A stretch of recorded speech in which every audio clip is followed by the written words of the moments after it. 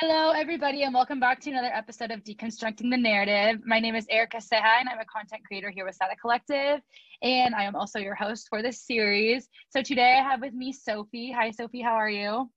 I'm doing well, thank you. Awesome.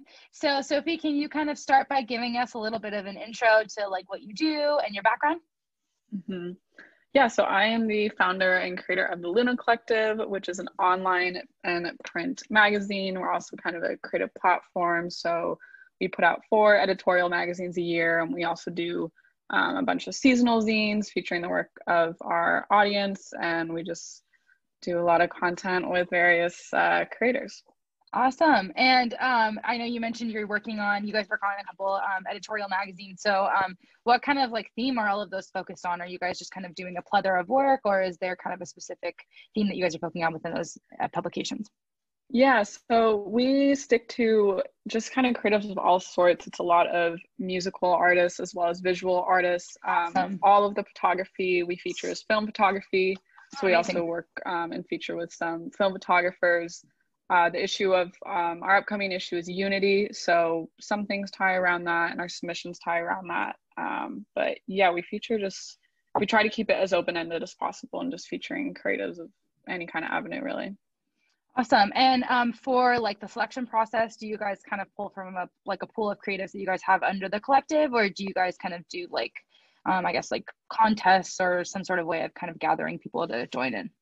Yeah, it's kind of a mix. For some of it's very curated. So myself and we also take pitches to kind of find talent for the more editorial features. And that's from anything where it's like, oh, I found this person on Spotify to, their photo came up on my Explore feed. So that end is really heavily curated. And I kind of have a list, literally like a Google sheet of all these people that I hope to work with. And then, yeah, we also take open submissions from our audience, and that we are starting to become a little bit more selective. But my policy for the most part is like, if I think it's relevant to the theme and it's good, like, why would you not? I want to like give these kids a space to have their work be shown and validated. So not as, that's not as curated, but slowly as we've been getting more submissions, it has become a little bit more curated. That's awesome. And, as an owner of a collective, kind of what have you found that the role of creatives in this like industry play? Like what kind of role do just like artists in general play in like society as a whole? Because, I feel like, especially today, I feel like art has really just like punctured every single area of anything. You kind of see art around you, hear art around you, like literally all the time. So what role would you say that these artists are playing in society as a whole?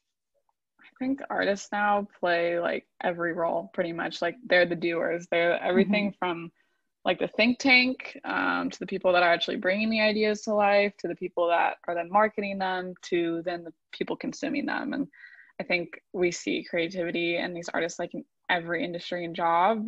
I feel like we're finally shifting, kind of like you said, like it's beyond this idea of creativity, beyond just like painting or something artsy. Like creativity really goes beyond that. And I also think we're seeing, just chances are if you're creative in one area, you're going to be creative or interested in another area. So you might be a photographer, but you also might be interested in the business end of things, and you can bring your creativity to literally every avenue of it, Totally. Yeah, completely.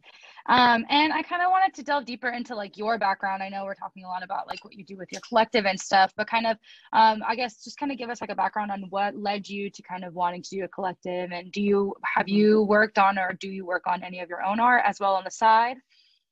Yeah, so I started Luna just as a way to like talk to people. Like I'm a people person, and I in high school had been into photography, but I kind of took the step back when I started making this, and now I'm getting back into film photography. And I've kind of always seen myself as like that I could like do whatever is needed. So I go to the shoots, and sometimes my role will be creative directing, sometimes I will be like the lighting assistant, and I love shooting video, I love editing videos. So I'm always hesitant to like call myself a photographer, call myself a director. It's more like I like doing all these things for fun, and I like helping people, whatever their various projects may be.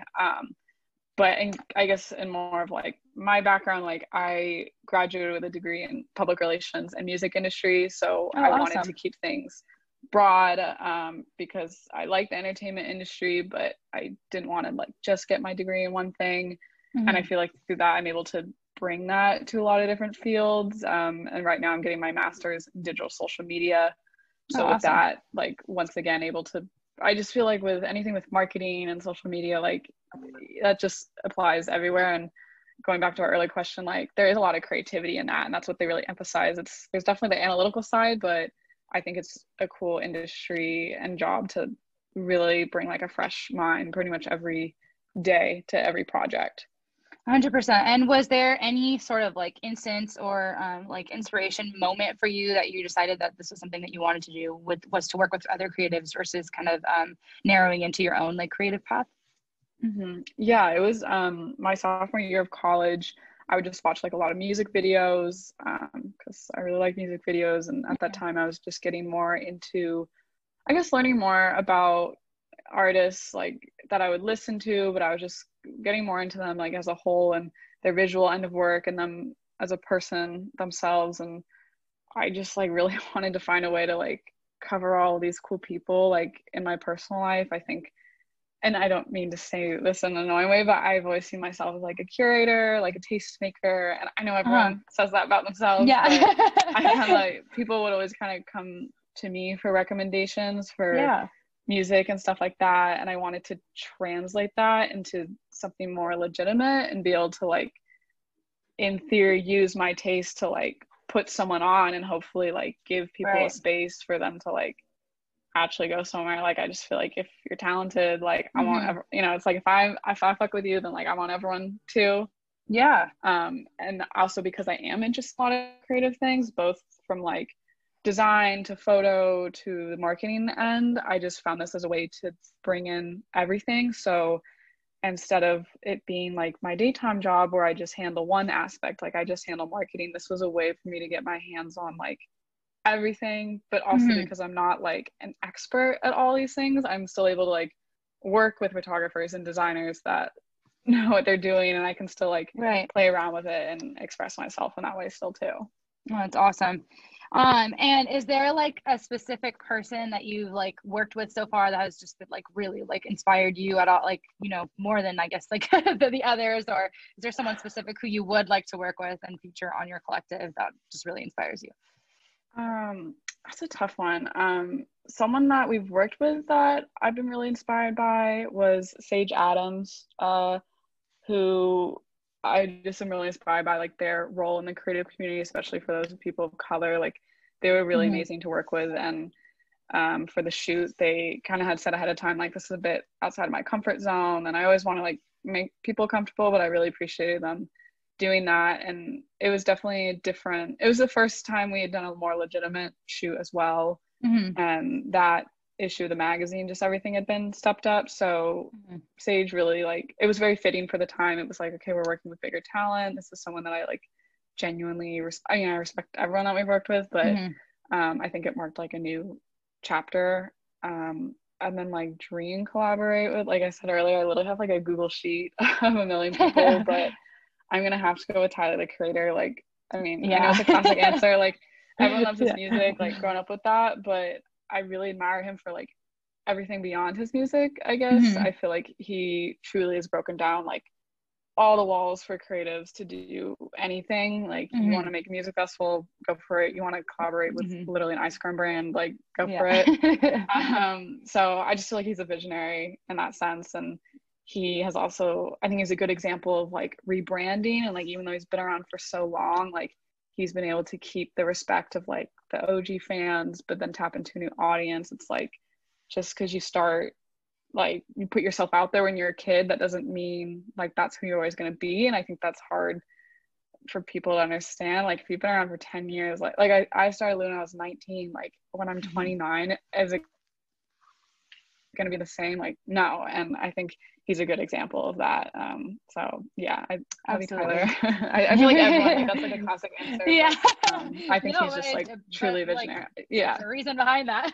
Yeah, he created a whole subculture, which like I don't think anyone of our I can't think of another individual in a really long time that like literally created a whole subculture. Like that's insane. You know? Yeah, 100%. Yeah.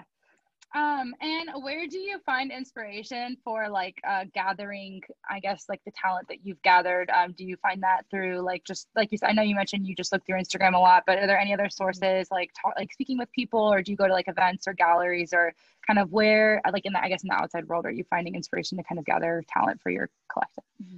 Yeah, I just keep an open eye and ear like as broad as possible. So it's through listening to personalized playlists on Spotify, to listen to Pollen, to going down rabbit holes on YouTube, to always listening to people send me like both from like fans and audience wise, but also just like friends send me stuff. Like I just always try to keep an open eye and ear. Like we do get a lot of like submissions and music stuff. Like I spend pretty much the first 2 hours of my day like listening to stuff, and not in a rude way, a lot of it is bad, but that doesn't mean I'm not gonna listen to it, because if for every like 100 songs you listen to, if you find that one good one and that one gem of an artist, it makes it worth it. So just yeah. And back when life was normal, like I would go to a lot of shows and stuff and try to go to openers, you know, like you never know what you'll find. So yeah, just open eye and ear. Like I've found people through the craziest, you know, most random ways, and it's not all about numbers, you know. Like if I find someone that has a couple thousand followers but like I really dig them, then like yeah, you know, if you're it, then you're it. It doesn't matter like what you have to show, I guess, beyond that. Completely. Yeah, I love that. And I also wanted to talk to you because I know you kind of mentioned like, you know, now within this time, how things are kind of changing. So this is something I've kind of been chatting with everybody who I've talked with so far, but just regarding how you're working, especially as a collective now, because I feel like a lot of what you do is, you know, having contact with people, and just with everything that's going on, kind of how that's impacted the way that you're working, and the way that you're able to like collect artists as well. Yeah, it's been an interesting transition. Like in March, definitely had the oh shoot moment, like what are we gonna do, this has really messed up a lot of things, because we're getting into the flow of having events, and I really love events. I think they're just like a really important way to like connect with people. So that was kind of like, okay, immediately that's out the door. But then I was having a moment of panic, like how are we gonna produce these magazines? Like we're meeting up for shoots, we're meeting up for interviews, like how are we going to make this work? And so we had an issue that came out into June, so the production for that was like April and May.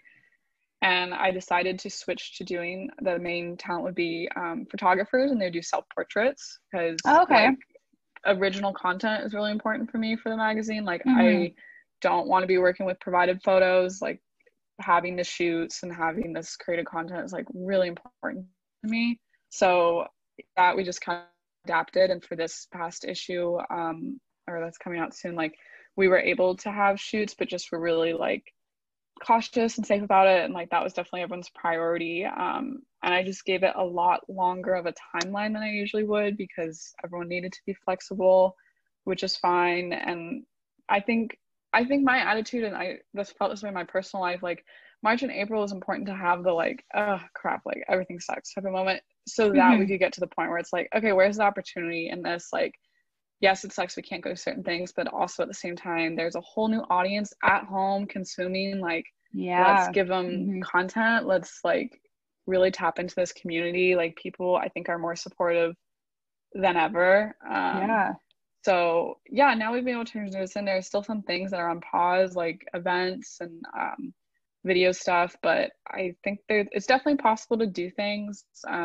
Like I feel very fortunate that we've been able to pivot and move forward and have like a really supportive audience. And I think our new issue, like I think it's like the best issue we've put out to date, and despite everything going on, it was like, okay, we still killed it. Like you gotta pivot, have your oh shoot moment, and then adapt and make something. You know, we're seeing like really cool stuff come out right now. Like if you want to talk about like creativity and like where the creators are at, like this is tested every single industry. And I think it's really cool to see what people have done and how they've been able to adapt, especially like multimedia brands. Like how are you going to still produce content, you know? Right. Yeah. And I know that one of my like previous guests, she mentioned that like, you know, like if there is any time for like creatives to like thrive, it's like right now, you know. And I totally believe that Yeah, I totally believe in that. I feel like, we're just taking what's going on and running with it. And I think that's so special and amazing because, like you said, every industry is kind of taking a hit. And I think, it's really easy to just fall into this like trap of just being stuck and not doing anything with this time. But I've noticed from everybody I've spoken with and everybody that I've surrounded myself with, as a creative myself as well, it's just people have just really taken this time and like been like, okay, we're going to come out of this like 100 times better. And this is what we're going to do. And it gets done. And it's like, so amazing to see also as just like a consumer of like creative content, all the different crazy things that are happening. Like you guys kind of mentioned, you guys did a self-portrait series. That's amazing. I forget the photographer's name. I'm sure you can name him better than me, but he did a series and he basically like met with his models over Zoom and like positioned them and positioned their lighting and everything. A lot of Zoom he basically directed everything. Yeah. And then the photos were absolutely amazing. So it's just like those kinds of things are just like awesome. We're just taking what's going on. And I think it's also just going to serve as a really big pinpoint in time, like later on, like when, we're asked to what happened during this time. Exactly. Like we're going to see all this amazing stuff that happened, even though everything that was going on in the world was so negative, So I think there was a big shift in the summer. Like I think like in the spring was kind of like everyone took the L. And then in June, everyone postponed everything because of all the political events, which haven't ended, but in June, I think people shifted their focus and everything that got postponed. I think July came around and people were just like, pandemic's not going away, like this revolution's not going away, let's figure out how to roll with it. And I really think the energy changed in July. And like all this being said, like I'm very grateful, like I know it's not as simple as like get over it, you guys, like adapt.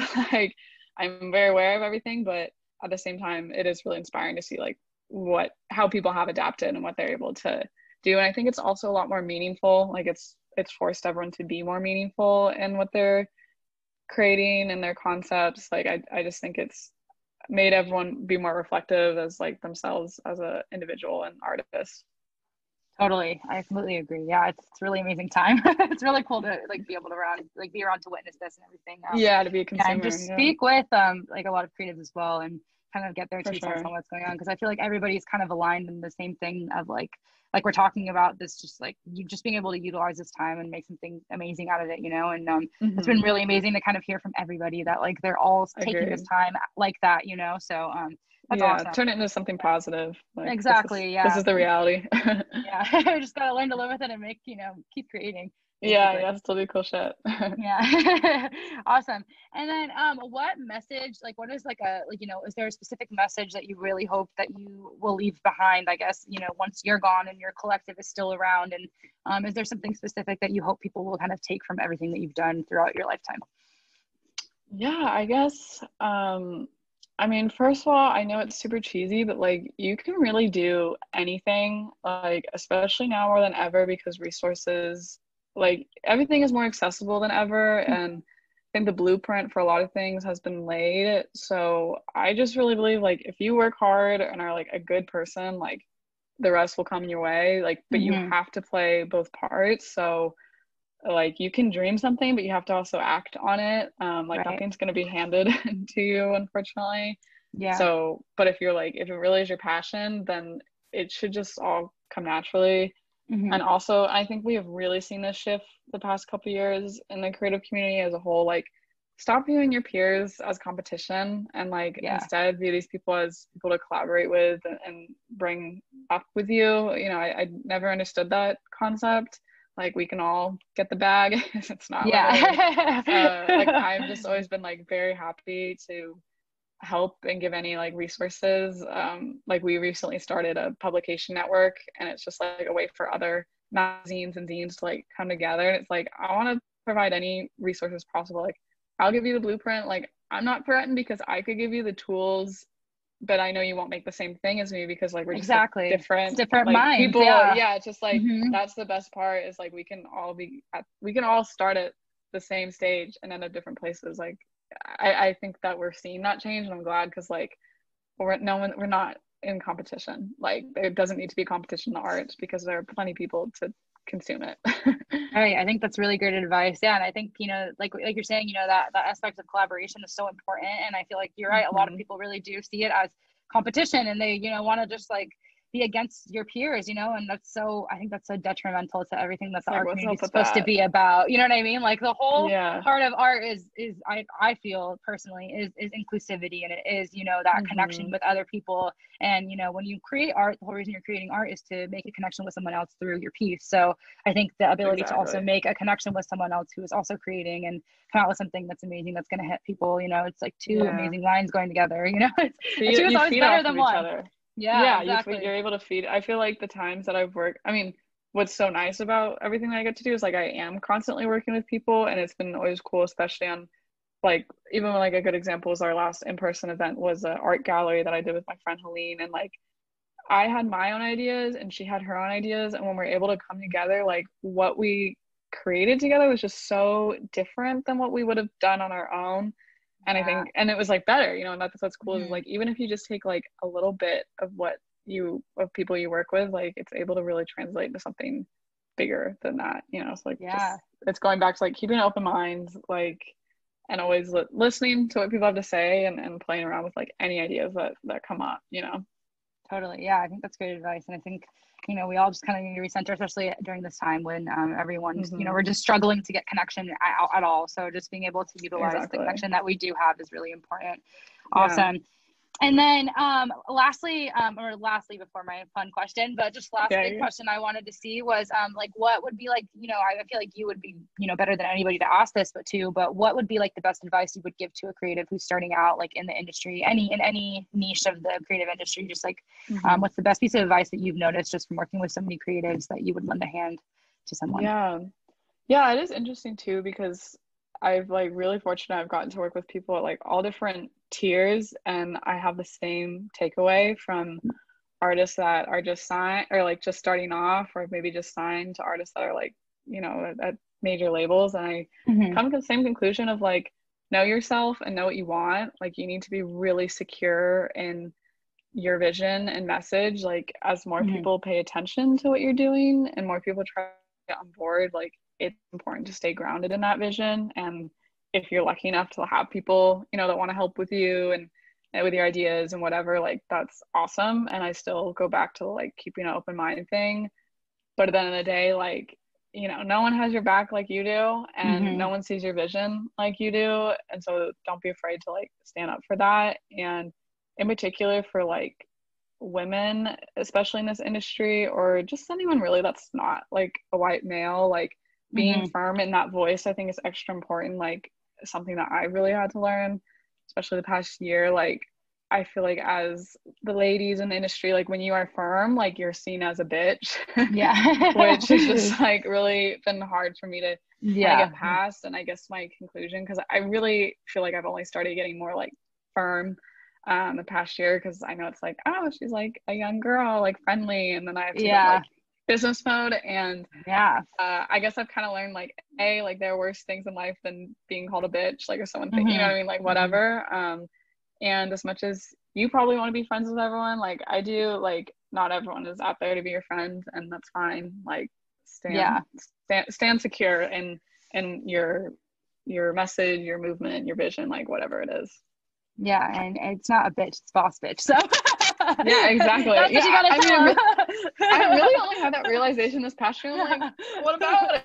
What's wrong with that? Like, why is that a negative thing? Like lady boss. Nothing wrong with that. Yeah, exactly. Yeah, nothing wrong with that. That's what it means to be like firm in yourself and secure with what you're doing. Then like, then give sure, it to me. I'll be a bitch. Like, exactly. Yeah, that's totally fine. Awesome. That's the mindset we got to switch to. Exactly. Yeah. Awesome. And then last question, just for fun, which I think will be more fun for you because you work with a lot of musicians, but what is your favorite song right now? Gosh. See, my listening habits are so weird because I really will like binge listen to like a batch of songs for like a week and then like move on. And then get sick of them. Yeah, my algorithm is so messed up because of that. The past couple days I've been really listening to the Need Yellow Days album that came out on Friday. So awesome. I'll go with my favorite track is Keep Yourself Alive. That's awesome. A thought. Yeah. Cool. I can't say like I've been listening to like Big Time Rush. Like I can't say that. You know? I'm like, or you can in the music industry, but there's some guilty pleasures there. That's amazing. Yeah. Awesome. Perfect. Well, thank you so much, Sophie. It's been so much fun talking to you. Thank And I you. do want This to was so open up the fun. floor. Oh yeah, of course. And I wanted to open up the floor to see if you have any contact information that where anyone can reach you if they're watching and should feel the need to. Yeah, our website is thelunacollectivemag.com. Email Luna Collective Mag, Insta Luna Collective Mag. Like, it's me on the other side of that. I always answer every email, DM, like Awesome. tweet, all that jazz. Like, very, very, very accessible. Good. Awesome. All right. And to everybody who's watching, thank you so much for joining us in this episode of Deconstructing the Narrative. I hope you took something from Sophie's words. I know I totally did, and it's been really great talking to her. And if you are a creative, or if you have any creative friends who would like to be interviewed, you can apply through with the link in our bio on SADA Collective on Instagram. So please go ahead and do that. And also send a text to 310-388-9808, and you can text a black heart emoji over to that, and you will get notifications every single time a new episode goes live. And we are doing new episodes every Monday, Wednesday, and Friday at 10 a.m. So thank you again, Sophie, so much. It's been so great talking with you and hearing all about what you do. And thank you everybody for watching, and I'll see you on the next episode. Bye.